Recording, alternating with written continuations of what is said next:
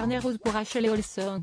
À 37 ans, l'ex-enfant star aurait en effet accouché il y a quelques semaines de son premier bébé selon les médias américains.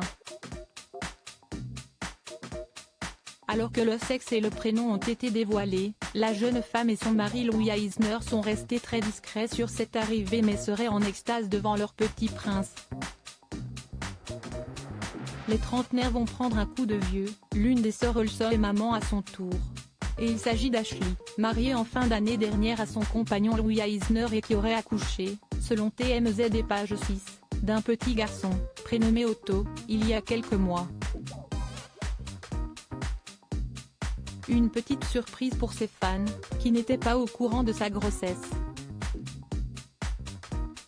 Désormais très discrète, la sœur jumelle de Mary-Kate avait en effet réussi à cacher son ventre arrondi aux paparazzi et a pu profiter des premiers mois de son bébé dans une relative tranquillité.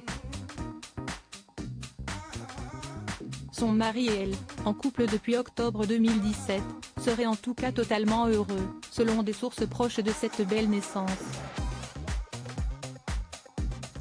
Un beau bébé qui a dû redonner le sourire à toute la famille.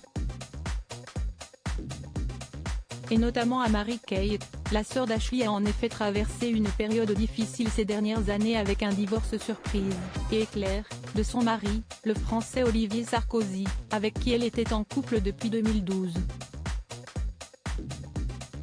Séparés en 2020, après 8 ans de vie commune et 5 ans de mariage, ils avaient mis un point final à leur histoire quelques mois plus tard, en 2021. Heureusement, à la même période, leur petite sœur Elisabeth avait quant à elle épousé son compagnon Robbie Arnett. Futur enfant star comme sa mère ? De quoi remettre du baume au cœur des ex-héroïnes de la fête à la maison, qui doivent aujourd'hui être les plus heureuses avec le petit Otto.